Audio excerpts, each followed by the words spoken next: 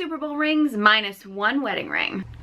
Hello everyone, I'm Sarah from Everyday Starlet. Welcome to my channel. I make videos to inspire you to be the star of your own life. Today I want to talk about the Tom Brady and Gisele Bundchen divorce and what we can learn from it. Now, a few disclaimers before we get started. For one, I'm going to talk a lot about masculine and feminine energies in this. If you're not familiar with what I mean by that, I have a ton of videos talking about that, so I'm not going to go into detail about that here. I also want to note that, and I mentioned this in my Will and Jada breakdown, is that when we're talking about celebrities, like not just film reviews, film characters, but celebrities, and we have to keep in mind that what we see of celebrities is just what they want us to see. It's a very curated version of their life, and we only know what they actually show us publicly. I don't actually know what Tom and Gisele's relationship is like in real life.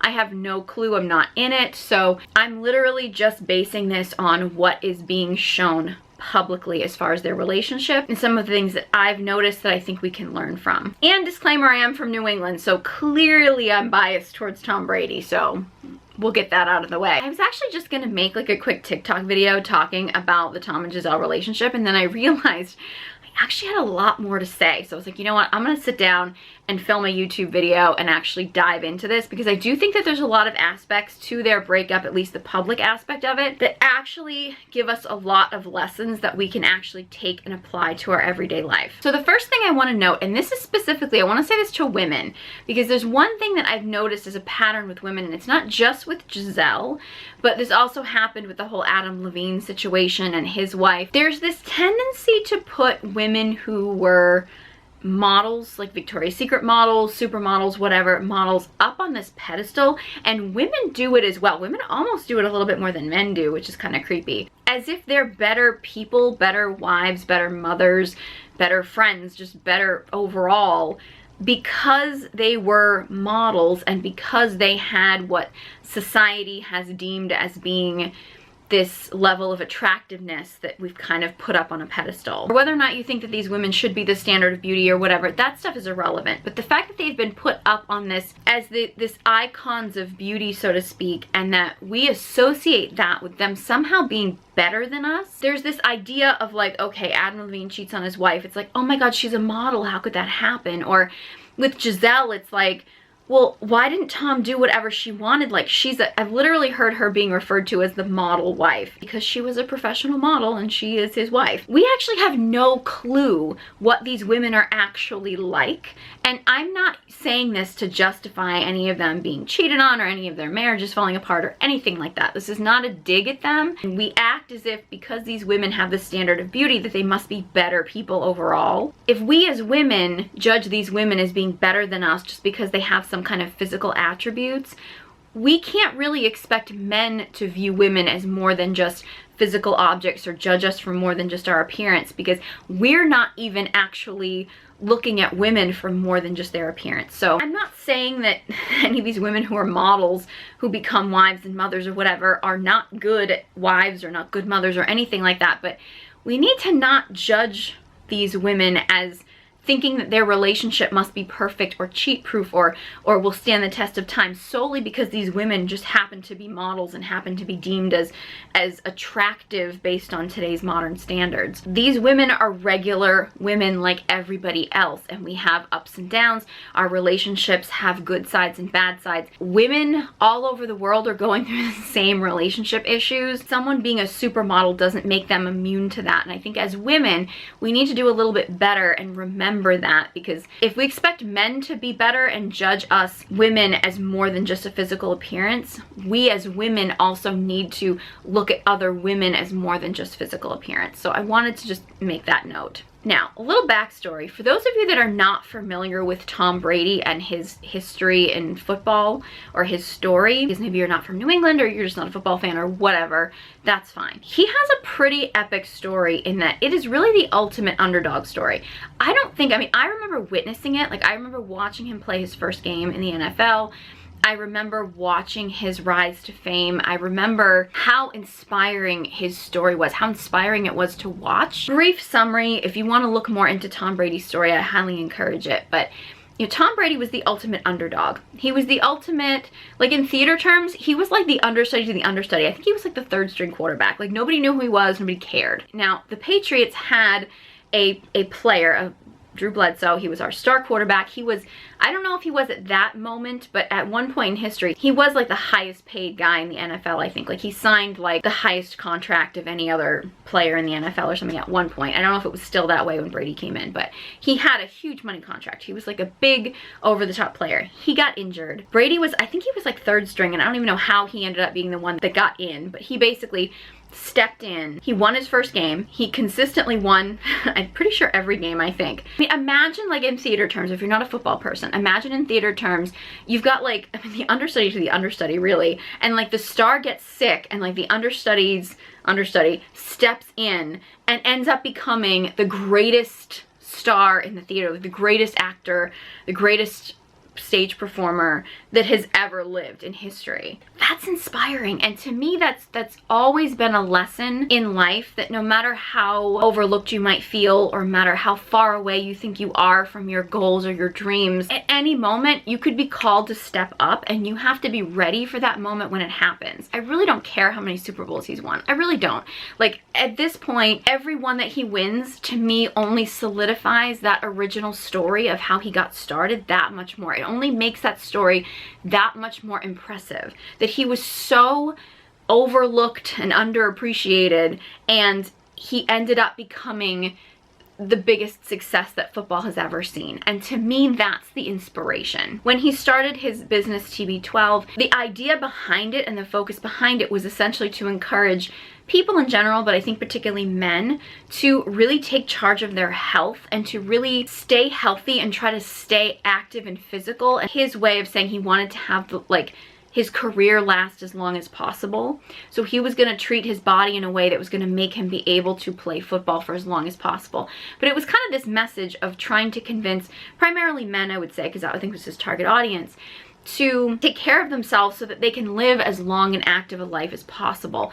It was a really important message, and that was one of the reasons why he was staying in football as long as he was, because he really wanted to really break records in that sense of saying that he could stay in as long as possible because he was taking such good care of himself. So him continuing to play football was actually a part of his brand. It's been a part of his message to inspire people to break records and do things differently and to really be the best they can. Like, this has all been a part of his message.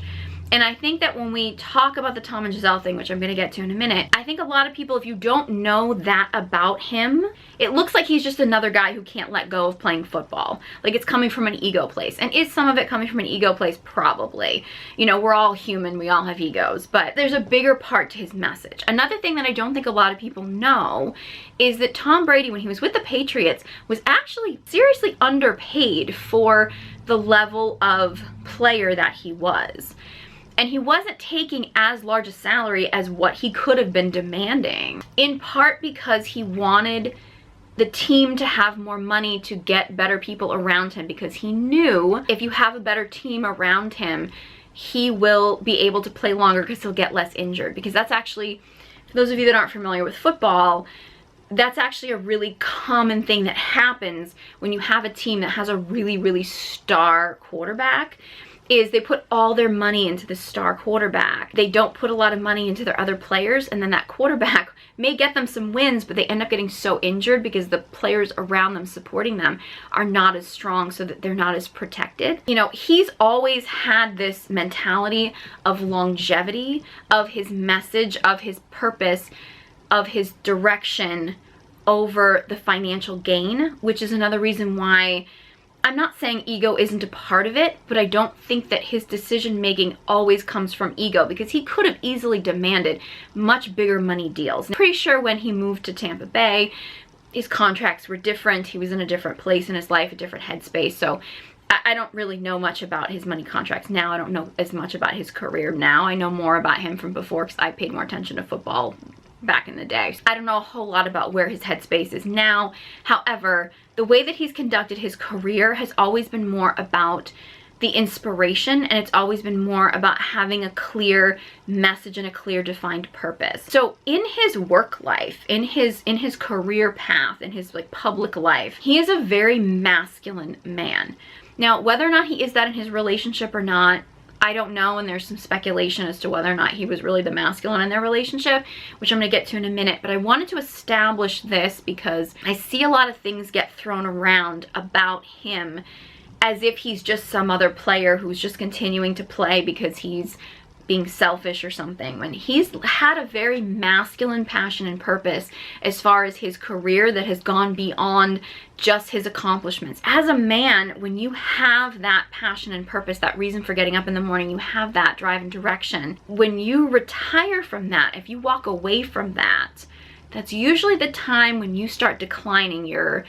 Very often men sink into depression, health problems can come up. So just asking a man to retire, not always a healthy thing to do, especially if he's not ready, especially if what he's doing is actually his true passion and purpose in life. If he's just going to a job and it's just kind of this monotonous thing that he's doing just to earn money, that's a little bit different. But we're actually talking about a man who has found his true passion and purpose that is greater than himself. Expecting him to retire from that usually causes a lot of shifts in himself and his energy and stuff, and that's something that I think not a lot of women are prepared for. I also want to note a little bit about Tom and Gisele and their history and their relationship. She was not some like small little nobody model who married the big football star, and you know, she was his support team while he built up his career and stuff.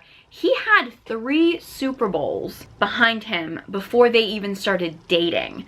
And I'm pretty sure he won a couple more before they actually even got married. Oh, this is an interesting statistic. He had 3 Super Bowls before they even started dating. And then there was a pretty large chunk of time before he won his next Super Bowl after he started dating her. So there was a pretty big decline in his career in the time that they actually got together and got married. I actually do remember, I don't know if this is 100% accurate, but I recall this happening. He was at one point, I think from the beginning of his career, up until they started dating, he was undefeated in postseason. So he had never lost a playoff game. Every time that the Patriots had gone to the playoffs, they had won every single playoff game. Until he started dating Gisele. He started dating Gisele, he lost his first playoff game. I remember that because I remember thinking, like, why is she not being portrayed as a jinx? Because at that point, Jessica Simpson was essentially being like banned from Texas because she was dating Tony Romo, and there was that whole drama. You guys can look into that. That's a whole other topic. I'm not gonna get into that. I was like, why isn't Gisele getting the same treatment that Jessica Simpson was getting? So like, Gisele was not the reason that Brady got to where he is. He ended up having a decline in his career, and then he ended up picking it back up again later on. So this whole idea, I think a lot of people are like, oh, Gisele was responsible for his success. She wasn't. Also, to note, Gisele was actually, I believe at the time that they got together, the highest paid supermodel, I think, in the business. She had, I think, the biggest contract at one point. When they actually started dating, and even when they got married, and I think for the beginning of their relationship, she was paid massively more than he was. Again, he wasn't taking as much money as he could have been making. He wasn't demanding the big money contracts. She was getting massive, massive money contracts. She had way more money than him when they got together than he did. So when I see a lot of women going, oh, well, she better take him for everything he has, or she better get hers. No. No. She was much higher paid. Now, overall, in the course of their entire relationship, in the course of their marriage, did he make more money or did she make more money? That I don't know. I don't know the numbers on that. But when they got married and they got together, she made vastly more money than he was making. So that's something to also keep in mind, that look, as women, and I'm all for women being protected in divorce situations. However, if we're gonna say that because the man had more money that he is responsible for taking care of the woman when they leave a relationship, we can't now turn around when you have these women who are making piles more money than the man and being like, yeah, she should take him for everything. I mean, I realize that's not actually what happened. Their divorce, I think, was pretty amicable. It happened pretty quickly, so I'm assuming there was probably some kind of a prenup or some kind of prearranged situation. So they didn't have a messy divorce as far as we can tell. I do think as women, we need to be a little bit careful of starting to think that if we can come into a relationship making a whole lot more money or being a whole lot more successful, she wasn't really more successful, but making more money than our partner, and then still be treated like a woman who was essentially playing the feminine role in the relationship and being the stay-at-home wife and mother. Now, I know she did essentially say she was a stay-at-home wife and mother throughout the course of their relationship. However, I mean, part of that could have been because her career was wrapping up anyway. We don't really know. She could have still gotten modeling gigs because she was a celebrity model for a long time. So, and as far as I can tell, she was still working. Like, you still saw her places and stuff. Like, I don't think she put her whole life on hold for him. That said, with the money that they both had coming in, she had nannies, she had housekeepers. I actually knew someone who was part of their like household cleaning service or whatever. So like, they had help. I feel like there's this portrayal that she was this like, you know, woman who was home and she was the one who was taking care of her family, and he was just like abandoning her to go off and play football and stuff. And it's like, this woman was not just like sitting at home and like caring for a house and stuff. So I think we get a little bit twisted in thinking that their relationship is like a traditional relationship, when I'm pretty sure it was far from that.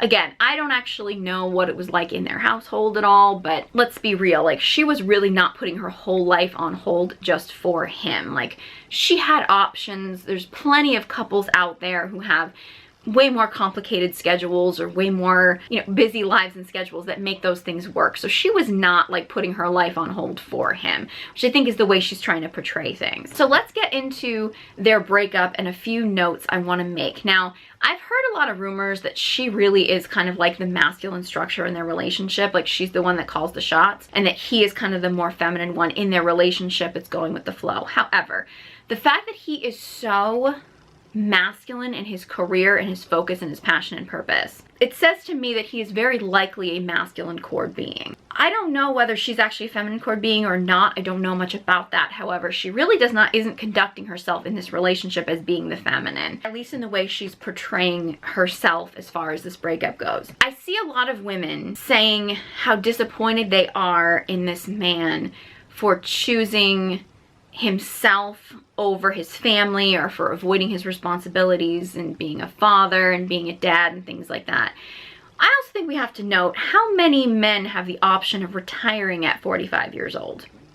Not many. So the idea that this woman is like, I need you to retire so you can stay at home and just have a life with me, or from what I hear, it was more like she wanted to go off and do her own thing and was tired of working around his schedule. How many women actually get to tell their husbands that they need to stay at home with the kids so they can do whatever they want when he's 45 years old? Most men have to work long after they're 45 years old. I mean, there are some that retire young, but in today's day and age, that's not really necessarily realistic for most people. So the idea that she's like, yeah, I've been putting up with this for so long, it's like, well, she kind of knew what she was signing up for. I mean, you know, he was already a big football star when they got together. So she knew the lifestyle. They dated for a few years. So she knew she knew what was going to happen, right? She knew what his life was. She probably assumed he would retire younger, but his message has always been about longevity in his career. So this was always going to be what he was planning on doing.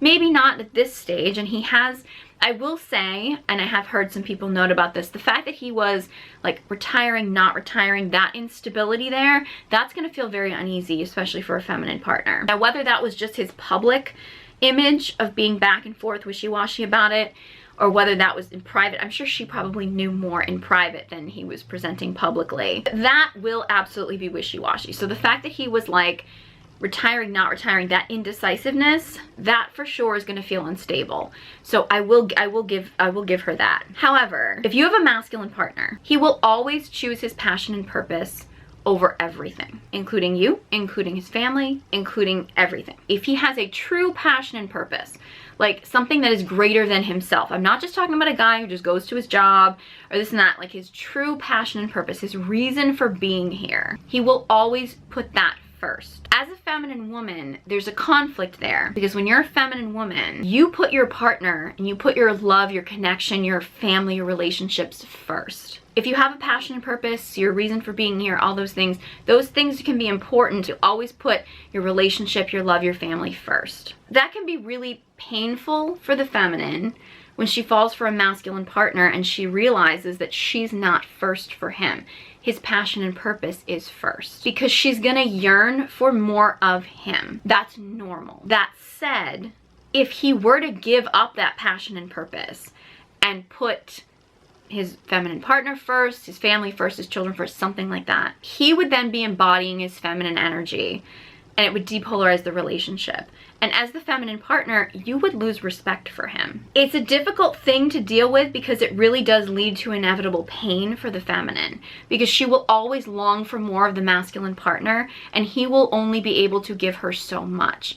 Now, I'm not using that as a justification for a man basically just running off and spending all this time on work and never paying attention to his relationship or to his family or anything like that. It's not justification for that. He should be cultivating love, and he should be putting effort into his relationship and his family. Absolutely. A masculine partner will always choose a woman and a family situation, a dynamic that is most supportive of his true passion and purpose. So him cultivating that relationship with his feminine partner is going to be a part of his greater purpose, because it's going to be in support of that. If he feels like his feminine partner is not in support of his greater purpose, she's gonna be seen as more of a burden to him. I don't like that word, but it's the best way of putting it. It's gonna repel him, right? He needs his feminine partner to be in support of his greater purpose. It's normal for a feminine partner to want to lure the masculine away from his passion and purpose. Sometimes he needs that. Like sometimes the masculine will get so caught up in his purpose and direction, he won't necessarily take a break, but the feminine can kind of like lure him into taking a little bit of a break, but always in support of like, it's gonna rejuvenate him so he can go back to his purpose.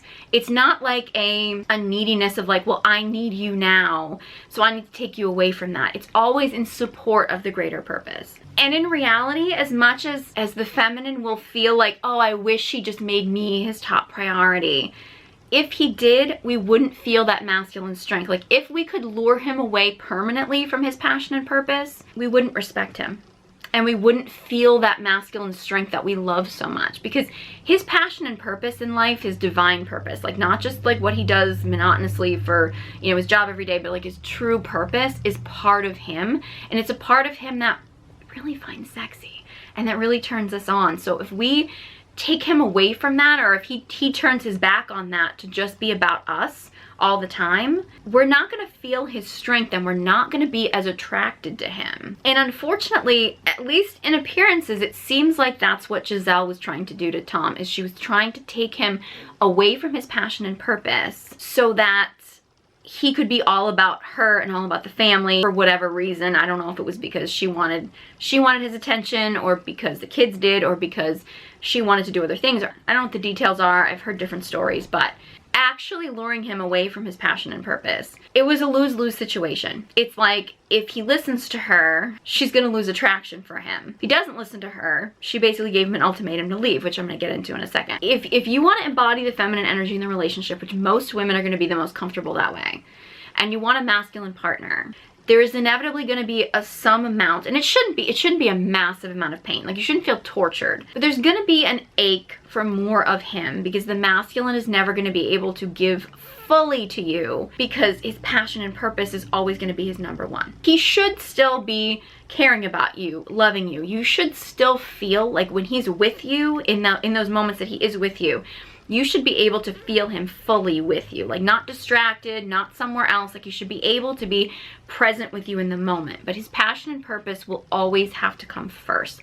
That's just the way it works in masculine feminine dynamics. And I know sometimes that can be frustrating or scary or uncomfortable for the feminine, but in reality, we wouldn't want it any other way. Now, another thing is that Gisele very publicly, and we don't know what she did privately, but very publicly gave him an ultimatum. It's like, you either stop playing or I'm leaving you. And I've read, and I don't know how true this is, that this is the first time she's done this. She's done this privately before, and they've actually started divorce proceedings other times in the past. The relationship's obviously been a little rocky, but this time she did it very publicly, and it's a lose-lose situation for her. Like, those kind of like ultimatums, and especially very public ones, but you know, even in real life, those kind of ultimatums, because you end up putting your relationship in this like lose-lose situation. She gives him an ultimatum: quit playing football or I'm leaving you. If he decides to quit playing football, he's pretty much just shown the entire world that she wears the pants in that relationship. Like, he is essentially been emasculated for the entire world to see. And at the end of the day, I mean, as women, would we really respect a man who the world thought was basically just a yes dear kind of a partner? We probably wouldn't. I mean, we might like what he decides to do in the short term, but in the long term, we're not going to respect him again. And the masculine needs to feel respected. So as the feminine, if you can't respect your partner, you can't give him one of the things that he needs more than anything. If he does stay in football and you've now said, okay, it's football, I'm leaving you, he stays and you don't leave him, well, you've now set a boundary. If you don't follow through with that, is he gonna believe you when you set another boundary? You may set another boundary that's very important to you, but he's not gonna think he needs to follow through with any of your boundaries or actually honor any of your boundaries because, well, you didn't stick by your boundary before, so why would you stick by it now? And you're gonna then build up resentment towards him because he's not actually going to be honoring your boundaries and your needs and your wants. So those kind of ultimatums when it comes to masculine and feminine relationships or relationships in general, they don't really work because they're a lose-lose situation. Nobody's going to win in that situation. If you stay together and you get what you want temporarily, if your partner does the opposite and you stay, you've now just shown your partner that your boundaries don't mean anything to you, so why should your partner respect your boundaries if you don't even respect your boundaries? It becomes a losing situation. And the fact that this is all happening so publicly, although to be honest with you, I mean, yeah, these are celebrities, but like how many people have their relationships public just on social media for like everyone to see, even if they don't, you know, have celebrity status or something like that? Like, we need to be careful about how we communicate our needs and wants in our relationship, and we need to be really careful about what we truly want. And I think as the feminine, I think a lot of women are like, oh, why isn't Tom being a good dad? We don't know if he's being a good dad or not. Like, football is not a year-round thing. I mean, he has training in the off season, and I'm sure he has responsibilities for being a top player and things like that. But football is actually a pretty short season as far as sports seasons go and stuff. And, you know, he has another son with Bridget Moynihan, who I personally think he would have been better off staying with in the long term, but whatever. I mean, whether or not he's actually a good father is something that, like, only they know. We don't know. I mean, but at the end of the day, like, can he be a good father and still play football? Well, I think he still thinks he can. I see a lot of people attacking him for his choices and his decisions.